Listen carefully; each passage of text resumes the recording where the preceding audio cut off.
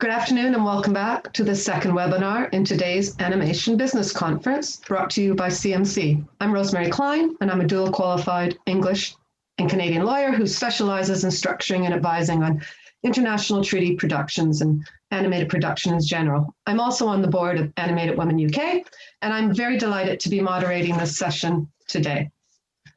Over the next hour, we're going to be looking at 4 case studies and chatting to people who have funded the supposedly unfundable, adopted new approaches to raising development money, and even bringing you news of a new funding opportunity for animation. And thinking about those vital deals, this brings us to the sponsor of this session, the Beijing Bureau of Commerce, who are very keen to see you making deals in Beijing.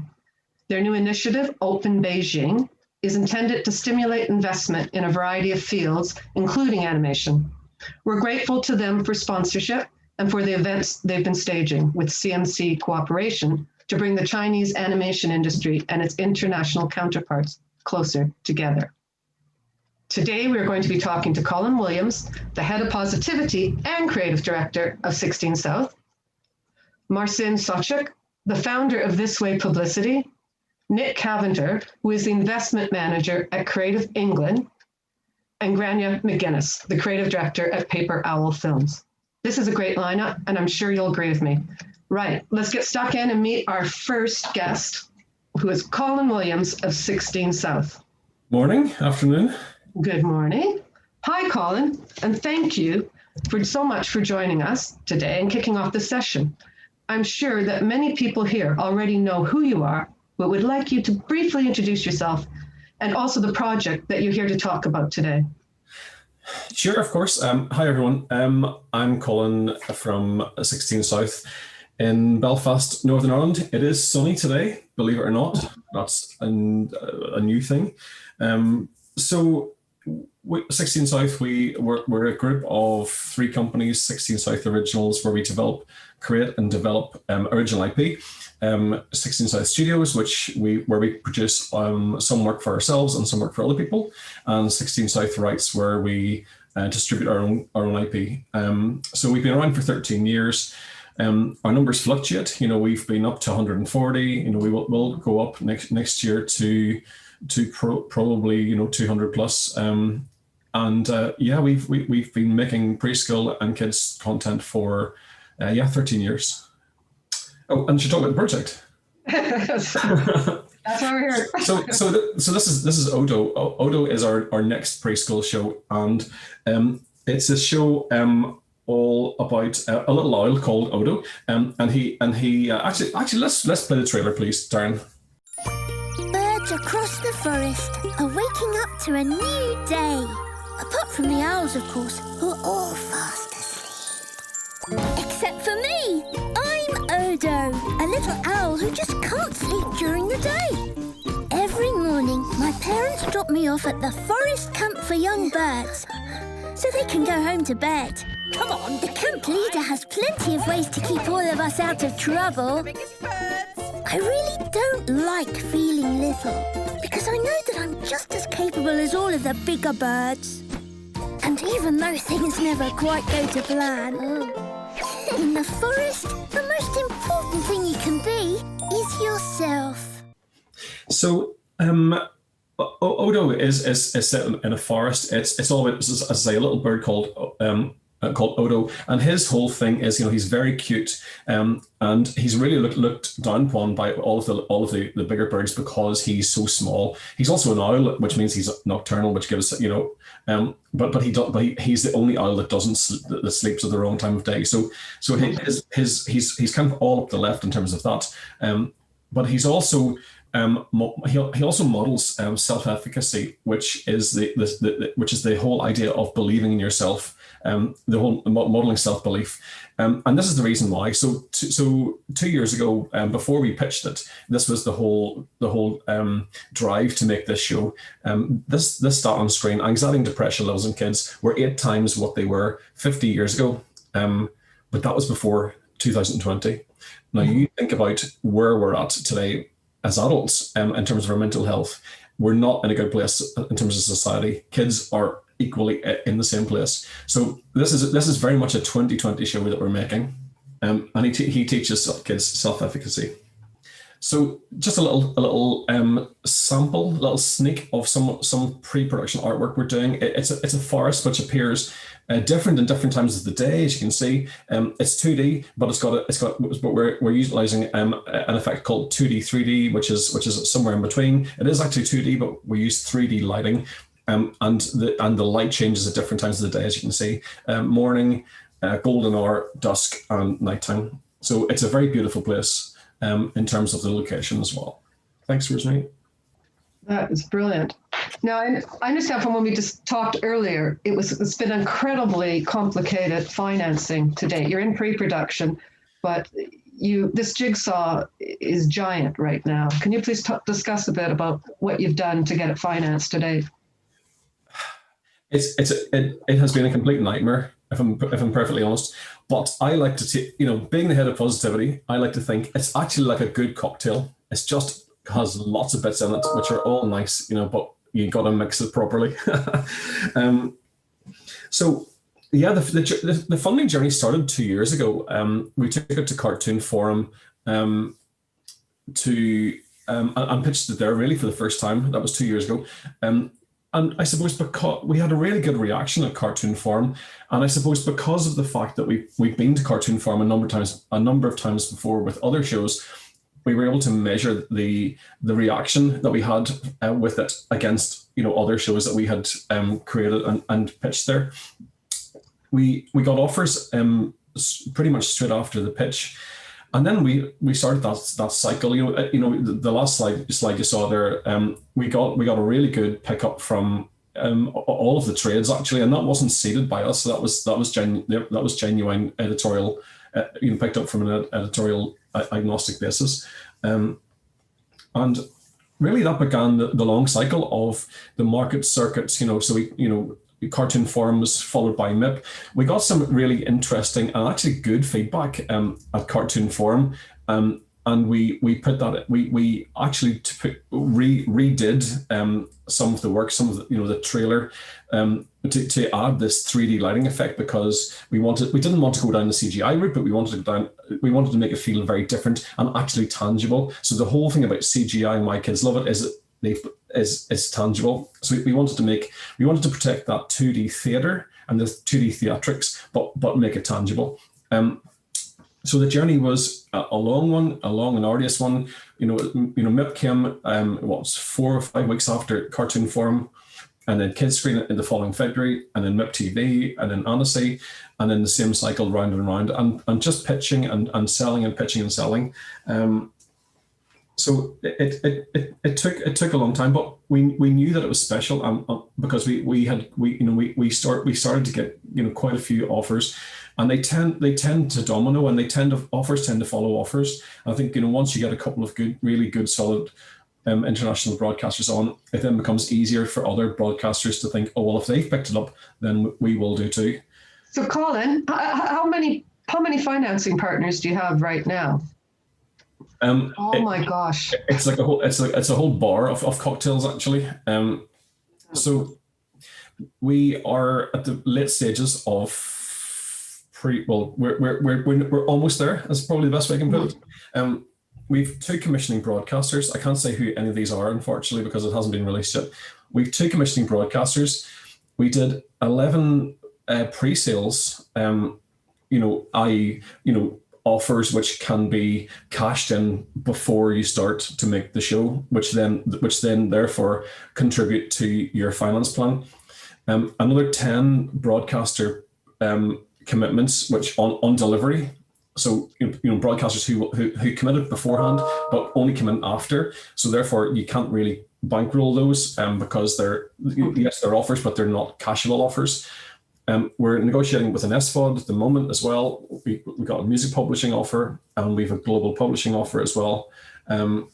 We're co-producing it with our friends in Poland in a studio called Letco, and we've known for years. So they were the first. So we also had to jump through hoops. For example, it qualifies for the Polish Film Institute production funding, and the brand new Polish production tax rebate. It was the first show to actually go through the system, so we had so much learning to do. I think one of our other shows, Driftwood Bay, was one of the first shows to go through the UK tax credit system. So we've we've earned our stripes on being the first through the door in these things. Also, because we're based in Belfast, we're politically British, culturally Northern Irish, so UK tax credits, Northern Ireland Screen production funding, and we've also applied for BFI YAC funding as well. So it's a lot of things there, and it's really financing in the old way, the old hard way, and it's exhausting, if I'm honest. Do you have any advice to anyone in our audience who suspects that they're piecing together a very similar jigsaw of production financing?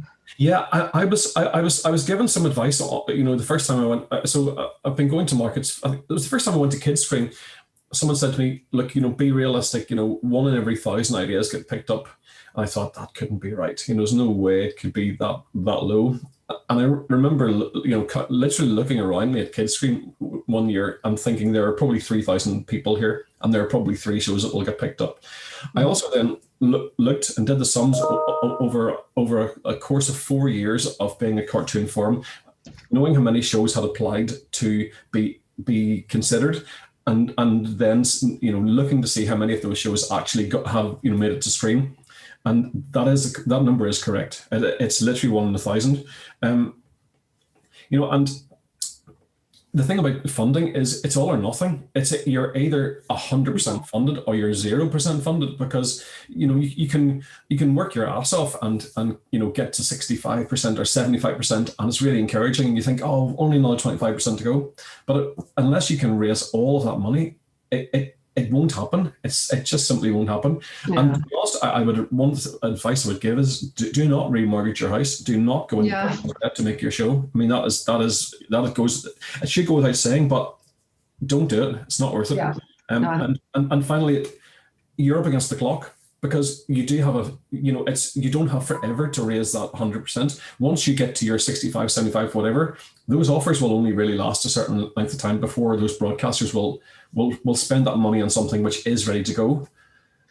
So it's a roller coaster of a business we work in, but it's fun. That's amazing. That is amazing that you've got this piece together, Colin. So on a point to end on positivity, it can be done. You have to. Well, I have my own our studio mantra is everything is possible, but it doesn't come for free.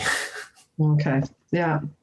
Well, thank you so much for sharing this complicated case study with us. And I'm now going to welcome our second guest. Thank you, Colin. Our second guest is Marcin Soczek. Hello, everyone. Hello, welcome. Thank you for joining us, Marcin. Would you like to tell us a little bit about yourself and the project you're here to talk about? Perfect. Thank you for inviting me. My name is Marcin J. Sobczak, and I'm here to tell you a little bit about communication side of things and how that communication can directly influence all the other production areas, including financing and business development and distribution and sales. I hope I can do that in 15 though. A few words about me. I've been working in the film and animation industry for more than 10 years now. Actually, Toronto Film Festival calls me an industry veteran, though I don't know yet. I've been wearing a few industry hats, from working with and for A-class international festivals like Cannes or Berlinale, being a part of these famous Richard Lorman's international publicity campaigns for such famous filmmakers as Alain Resnais, Bertolucci, Fatih Akin, or Olivier Assayas, to quite few known communication strategies and distribution strategies, and all these campaigns that I would either create or advise. For crowdfunding, all these campaigns together would raise in total around $2 million with crowdfunding and post-crowdfunding e-commerce activities for the follow-up. You may know some of these projects I've been working on, such as presented today, Loving Vincent, Urban's transmedia world, or Japanese anime called Under the Dog, and some more. If anyone wants to reach out, I'd be happy to talk more about this. Right now, I work with many animation studios internationally on their business development, fundraising issues, sales and distribution processes, and international communication aspects. I also do audits, which is an awful word, so I don't like to use it too much. But sometimes things are to be checked.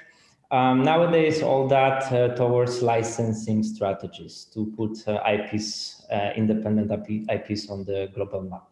The first one that brought you to our notice was very, very beautiful animation, Loving Vincent. Yes.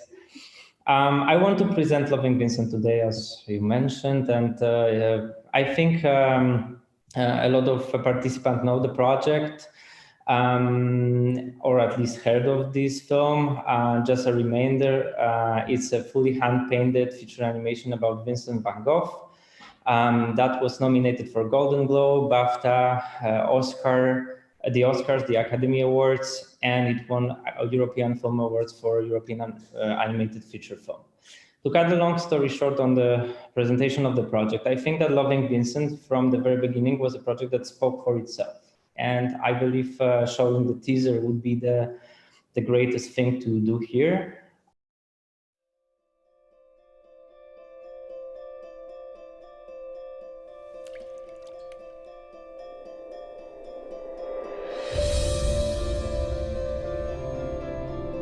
Vincent van Gogh killed himself? How does a man go from calm to suicidal in 6 weeks? Vincent left this letter. Theo van Gogh. That's Vincent's brother, isn't it?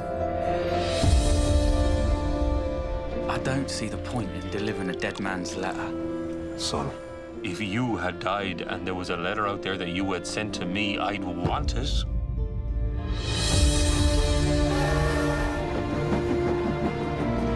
So, what brings you to over there? I want to do something for Vincent. You're not going to stir things up again, are you? You've had quite enough weeping over that nutcase. His neighbours and the police and the whole town against an ill man. Vincent, what have you done? We all knew something was very wrong. Vincent! If only I could have been one of them. Great artists are not peaceful souls. That is the price of your path. Is it worth it? Did he change his mind? Did he want to live after all? You want to know so much about his death. But what do you know of his life? What did you do for him? I would like to show by my work what this nobody has in his heart. Your loving Vincent. Let me just say that all that wouldn't be possible without a great team behind the movie and brilliant minds of Dorota Kobiela and Hugh Welchman that decided to make this really difficult dream to come true. And what was the unusual, unique funding that you did to get this off the ground? Well, yes, at some point of development of the film, still in fundraising spirit, I was hired as another marketing person. I was 20. So they wanted me to come up with different ideas at that time. And throughout the process of the film, I became the head of international communication and sales for the whole company. So that was actually really nice and appreciated. So at that stage, many years ago, I thought that we shall use crowdfunding as a way to gather a part of seed funding for the project and use such a campaign as a way to access more financing opportunities and gather some industry attention. So that were the main goals of doing a crowdfunding campaign. At that stage, it was second year of Kickstarter existing. So all that was pretty much experimental and one could feel alone on such adventure. So, but because it felt like an adventure, I felt of it as a journey, and then this journey went beyond expectation. Why did crowdfunding release additional financing from elsewhere? How did it trigger it? To answer your question properly, basically, my idea for crowdfunding campaign, for such communication campaign, came from analyzing transmedia work, to be honest. Like, you have a core, and that core you control. So you have animated TV series, let's say, and then you want to make a LP, with music, right? And then you outsource it, and you make people from music industry ideally to work on it because they know how to do their job. And because I come from music industry, for me it was easy to somehow go a little bit more abstract than just in film industry. I went like, why don't just musicians, maybe they could do something. So the same, I put that into the communication structure. So I thought, why don't we use the same kind of transmedia approach when making a business plan, right?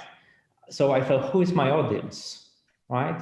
Once I could understand that what's industry about, well, it's about business as we meet today, and the business is about creating a market need. Maybe it's not probably a coincidence we call it creating a market need. So I felt like, how do I create one? So I started to check, what's the process, and I felt, okay, if I'm a distribution person, I'm a publicist working in France, let's say, what do I want to achieve from portfolio? What do I want to see from the filmmaker about their film? Where I want some knowledge, right? What's the idea of the producer? What's the idea of the company to place this film in France?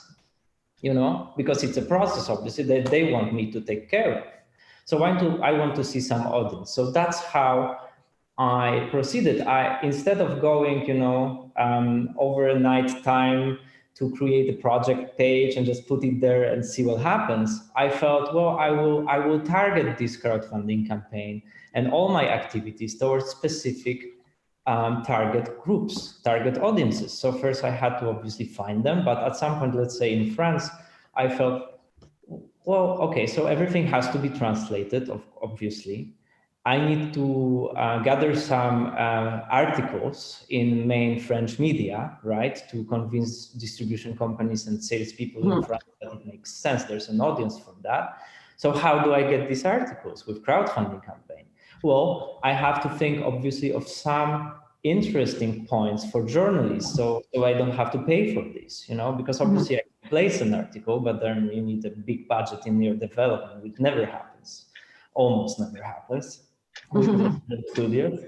And so I felt, because I started as a journalist and then I was working as a journalist with publicists, I felt, well, the best I could get out of my work as a journalist when I loved the subject, So I felt, this is how I get attention. This is how I get my big articles. This is how I get financing later when I show how big audiences are on different territories. And then that's how salespeople can follow up the good production company work later on and just put another elements to the bigger success later on, long-term wise. So you did, you used your marketing skills, you did, and journalist skills to do a marketing campaign first and gather the attention and data, and then you could go to market to complete financing.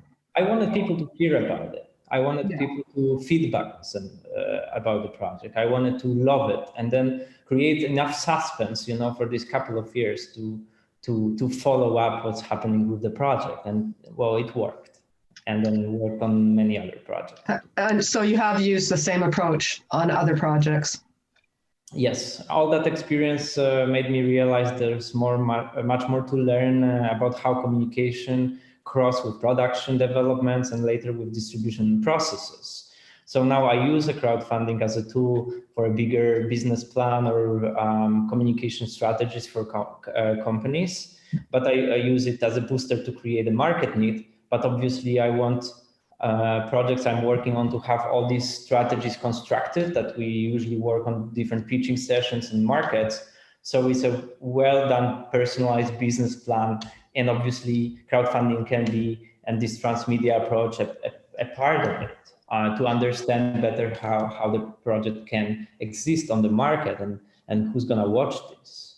So when you crowdfund, do you do it on a national basis, or a regional basis? Do you restrict the campaign? Well, both. Okay. I usually start with local to go international, to go global. That's supposed to be. But yes, I'm an expert in the field of cross culture. I actually live in Greece right now, where I'm artistic director of Thessaloniki Animation Festival, and we did this Balkan Animation Forum. So I actually, that's my field of expertise. I love to meet people and meet them together with each other when it makes sense. So what advice would you give to members of our audience who are considering using crowdfunding to help finance their animation? That's a good question, Rosemary. I think please start your developments early to grow, and please be open to feedback, because a lot of producers, they just take everything personally. You tell about their project and they're like, oh, is it about me? No, it's not about you. It's early stage of development is to work on your project the best way we can. And then even sometimes either is positive or negative feedback. It's nothing personal. It's something that your audience will definitely bring with no hard feelings later on down the road. So it's good to know it early and make your decisions. And at least from my experience, it's almost never too early to start business and communication structures and developments, but sometimes, and secure some distribution plans, but sometimes it can be too late. And as I'm a producer myself, I just strongly believe that nowadays well-executed communication strategies can secure distribution and make companies and IPs grow properly. That's really helpful. Thank you, Marcin. I think this will be very useful for our audience members considering using crowdfunding as for their development funding or to kick off their production funding. And I'm sure you give them some confidence now on how to approach it. I'm now going to welcome our third guest, Nick Cavender from Creative England. And it's great to have Creative England join the panel. Hey, welcome, Nick. Hi, Rosemary. Hello, everybody out there. Yeah. Would you like to tell us a bit about yourself and also about Creative England, please? Absolutely. So Creative England, as many will know, is the combination of the Creative Industries Federation, which represents creative freelancers all across the UK, and of course, Creative England, which has its roots in funding film and TV projects, but that activity has sort of been rehoused back into the BFI, who we work very closely with, and of course, alongside National Lottery funding. So Creative England itself is a very large organization that covers both the Federation of freelancers and creators out there, and also supports the production of film and TV across the UK. I'm an investment manager in a very specific division of Creative England. We're called Creative Growth Finance. My background is actually, oddly enough, in film and TV creative advertising. So I'm very familiar with the space in terms of cutting trailers and helping to market projects in development, and definitely understand the challenges and aspirations of that. But in my current role at Creative England, I'm helping in the investment team to locate production companies and find out ways that we can help support them with both finance and ongoing business support in a slightly more commercial capacity for the Creative Growth Finance team within Creative England. And we actually have a trailer today, which we could show, which just gives a kind of a background sense of who we are and our legacy. So let's roll that maybe.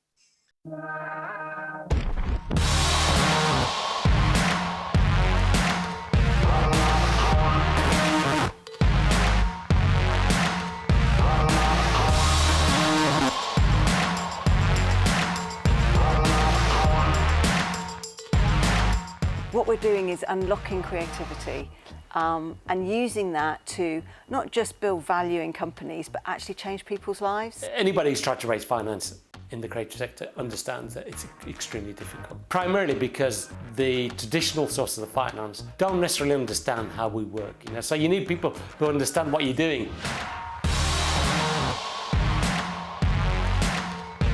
There's nothing more rewarding than seeing a business that has come to us, let's say 5 years ago, with just an idea and a vision for the future, and they are now a successful business employing a great number of people and actually contributing to the society as well as to the economy. So at the start, it was literally I wanted to survive. I wanted a company that stuck around for a while. We've kind of organically kind of grown the team over time, and it's all been about finding the right people. This is an industrial sector for the 21st century, and that's why it's so important and it's so exciting that we do what we can to help it move to its next growth stage. As a lender, we have outperformed your traditional high street banks. We are investing in what is perceived to be a risky area, but our outcome, our results show that actually it is not any more riskier than other sectors within the economy. SMEs really struggle to find finance as a rule. If you're in the creative industry sector, even more so, and especially if you're outside of London. So the fact that we were able to co-collaborate on a fund that supports the creative sector outside of London in maybe some more disadvantaged areas is a win-win in all respects. We tend to be more creative than outright sort of business driven, and often the financing of the companies is kind of secondary to the creative vision. So anything that Creative England can do to kind of help that process, make that funding more accessible, is really key. We're looking for businesses who have the talent, who have the ambition to grow, but are looking for that next stage of money. We are looking for businesses who want to scale, and we are here to help them. We are here to support the sector.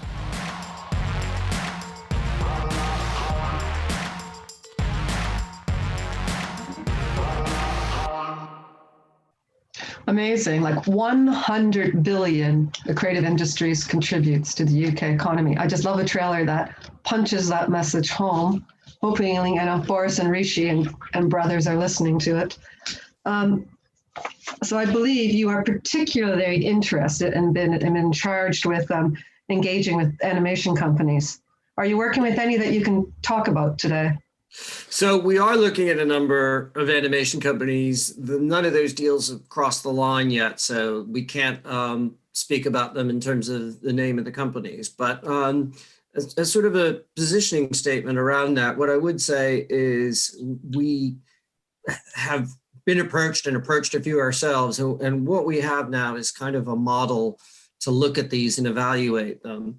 I think it's key to sort of emphasize off the back of that trailer that we're looking for companies rather than specific productions, because our remit doesn't allow us to support productions, but animation companies and production companies in that space, absolutely. And we've learned a lot about how this industry works, and we feel that we have something to offer in terms of cash flow, helping to cash flow projects to completion, or even just provide some kind of growth finance in place if they need resources or more render farms or whatever it might be. And it certainly fits our remit and our ethos to support and invest in the creative sector. What are the criteria for someone? What are the first steps if someone's going to approach you? Say, Nick, I heard you talk. What do you need to hear? Great question. Yeah, absolutely. I mean, really, the website spells it out. So, and I'll just say that we're easily findable just in going to the Creative England site and searching for creative growth finance. But the key criteria for us really are, it must be a limited UK company with 3 employees or more. And we'll also need sort of at least 2 years of accounts with Companies House, and an integrated finance model that sort of supports where the business is at and where the business is going. So again, it's really, really important to kind of make this key distinction that our fund is only able to support actual limited companies. Mm-hmm. However, if there are people in the audience who are either content creators or leading animation productions, I think it's good to know about us because perhaps that can help them on their journey to securing partnerships with production companies or elsewhere in the industry, because we might be able to come in to someone they're approaching and help, help make that a reality. So it's a slightly complex distinction there, but that is the key criteria is that it's a limited UK company with employees that then houses one or more IPs. Okay. And they have to have at least 2 years of accounts to provide to you. That's correct. And it's a loan that comes from Creative England. Is it a loan with equity, or is it what are the strings attached to this loan? So yes, good question. Again, it's all on the site. It is a loan. We describe it as venture debt. Okay. So it isn't an EI. I'll tell you one way to answer what it is to say what it's not. It's not EIS, and it's not grants, and it's not public sector funding. Okay. As you saw in the video, we're backed by a commercial bank that has they're an ethical and responsible lender, and they have a keen desire to be in the creative sector. But it is most definitely a loan, and it follows the terms and sort of process that a high street bank might, but with the flexibility and expertise and understanding of the creative sector. And we understand the sort of peaks and troughs of that that a bank might not. There's obviously a placement fee, and there are interest rates depending on the risk profile of the company.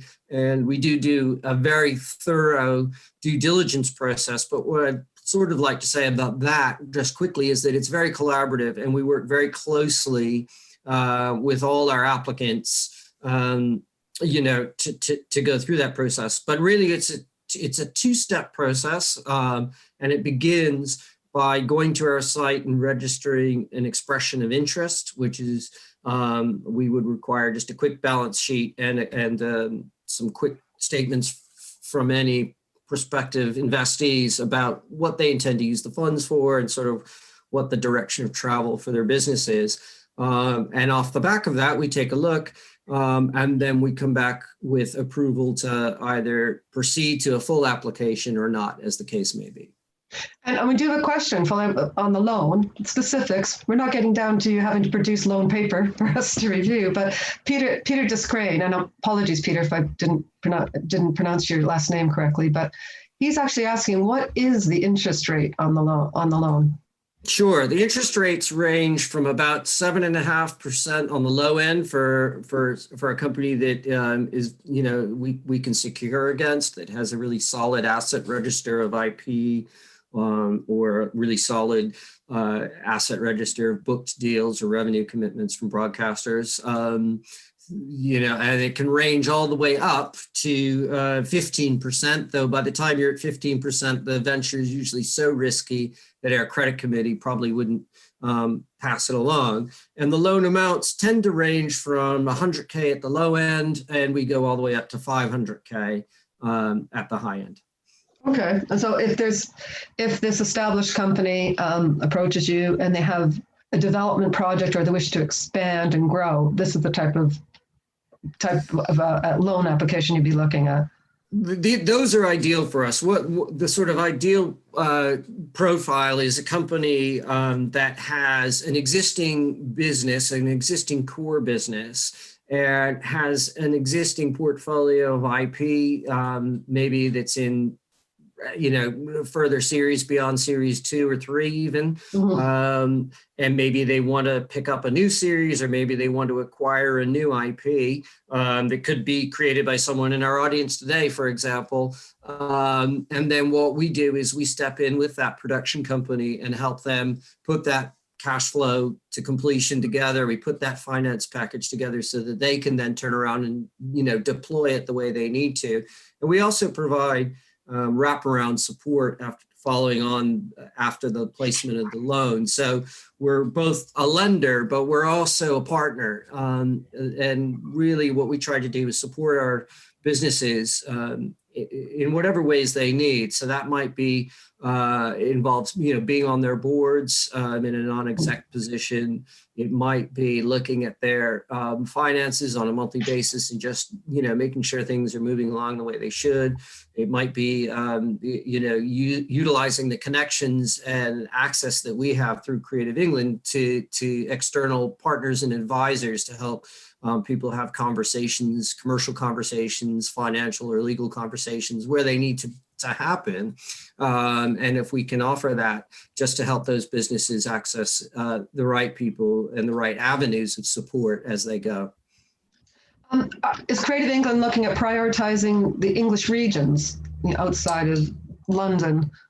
We are. It doesn't mean that we don't lend in London, because we do, but that chunk of the portfolio is fairly robust. And so it is an advantage when a company has a regional presence. And we are definitely looking to support those companies that have those regional presences, I should say, around the country. So that's always an advantage. But at the end of the day, what moves a loan forward or not, it really does come down to the commercial viability of the business and the financial strength of the business. And the stress test, financial stress test. Yeah, absolutely. Okay. Well, thank you. Now, how could people get a hold of you? How can they contact you?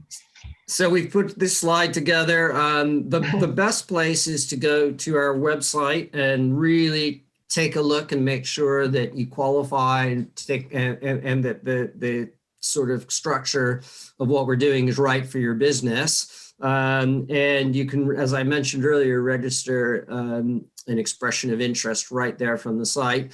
But my details are there as well. But I strongly recommend anyone interested go through the site and apply with an expression of interest so that we can properly take a view as to whether or not you'd qualify for the funding. Oh, thank you, Nick. This is all really positive news, and we're delighted that you were able to speak with us today and showcase Creative England. And I suspect you'll be very popular and inundated with new friends, friend requests. Thank you very much. Thank you for having me. Now we're going to move from England, and we're going to go back to Northern Ireland for our fourth case study, which is quite different than Collins from 16 South. And we have Grania from Paper Owl. And welcome, Grania, and thank you so much for joining us today. And would you like to tell us a little bit about yourself and Paper Owl and the absolutely lovely project you're here to talk about? Oh, thank you very much, Rosemary. So yeah, I'm Grania. I'm from Paper Owl. We're based in Northern Ireland, and we're just really passionate about making award-winning kids content that has meaningful takeaways for them in the world. And the project I'm here to talk about today is Soul. And Soul is a special. It's coming out on the 21st of December, the winter solstice. And Soul is a little boy who reluctantly finds himself on a quest to find the light in the world before it goes out forever. And this quest is an allegory for his grieving journey after he loses his beloved grandmother. And really, the light that he finds in the world at the end of the quest was with him all along. And it is the ability for him to remember the love that he shared with his grandmother and the great memories that they created together. And dark and all as his grief is, that light will always be with him. And that's the story of the film. And we've got a wee trailer.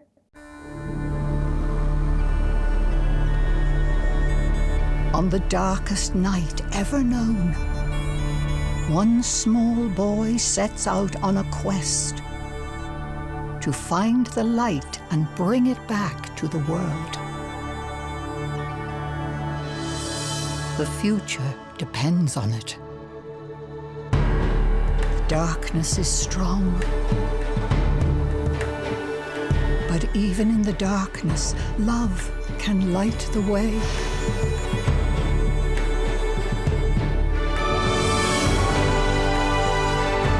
We can only find a way to feel it. So, remember.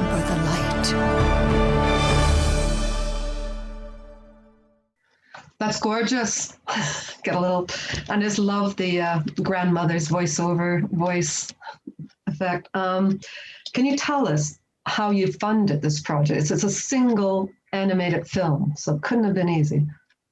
It's a single animated film and it was greenlit last year.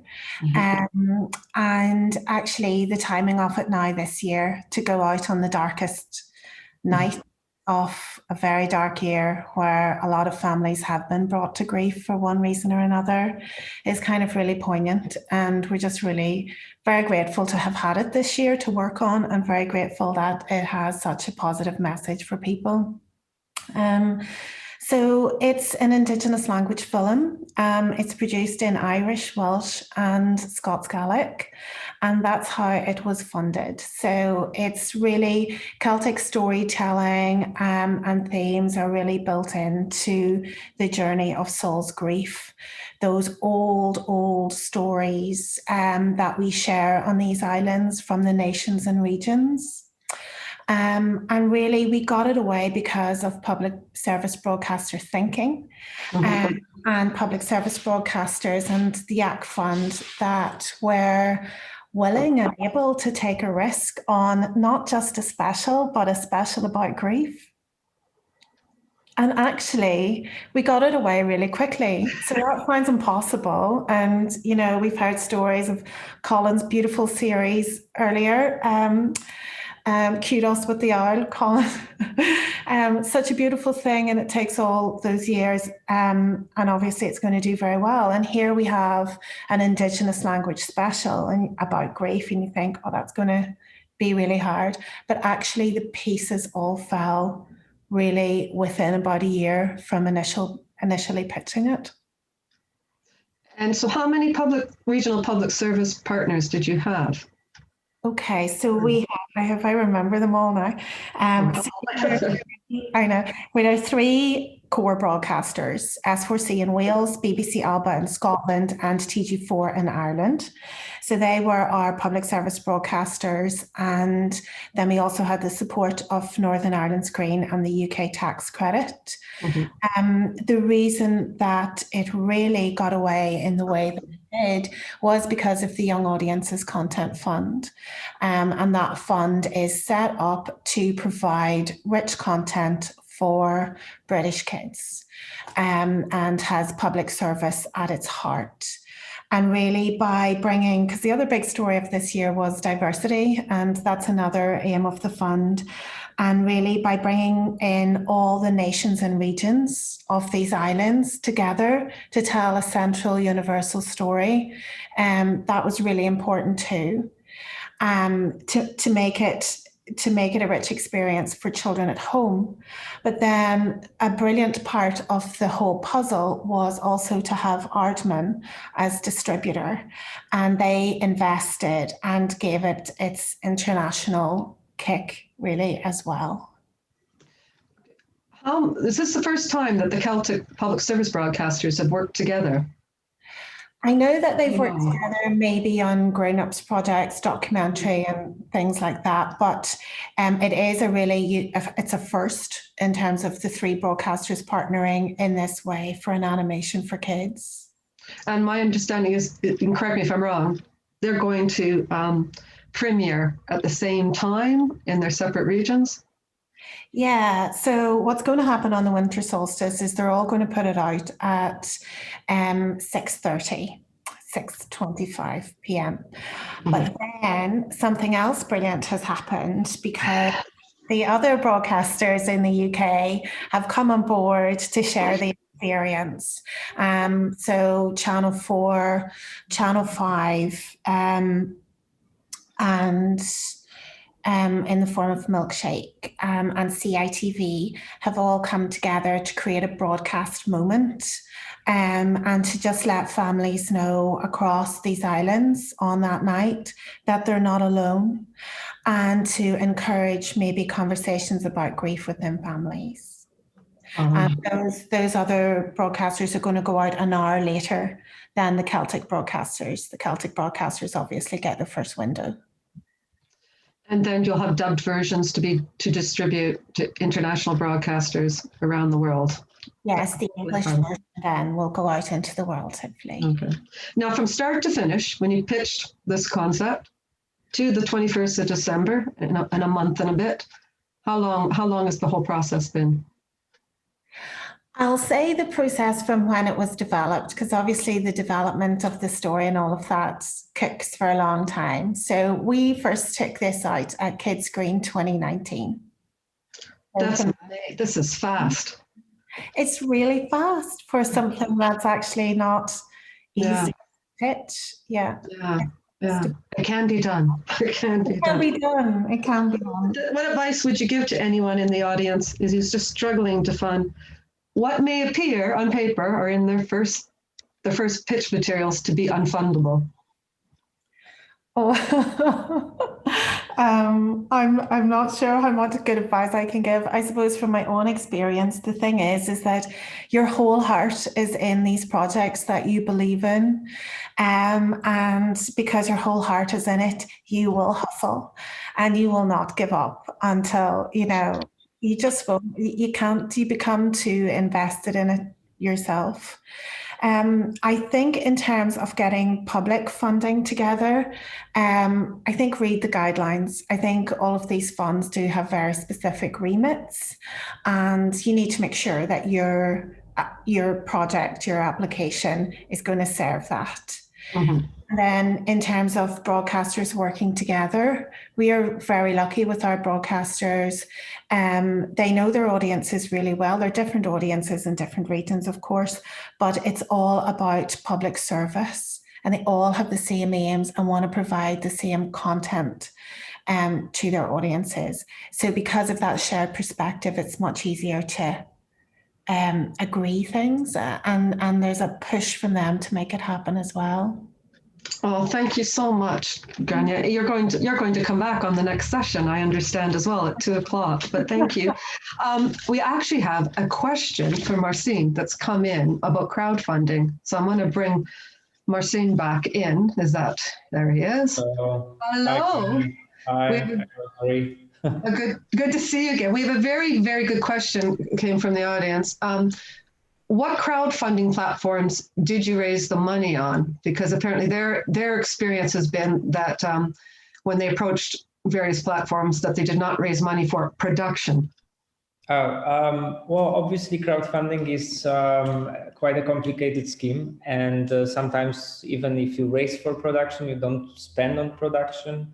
Or there are many ways to make such a campaign. But well, I used usually Kickstarter from the very beginning. I love Kickstarter. I used also Indiegogo and some regional crowdfunding platforms like Ul in France or the Polish one that's called Wspieram To. So basically, I would say crowdfunding platforms, regional crowdfunding platforms are usually underdeveloped. There are many popping up and then they disappear a lot as well. Because well, they cannot gather enough interest and they cannot get to the point where Kickstarter was from the very, very beginning with all these partnerships and attention.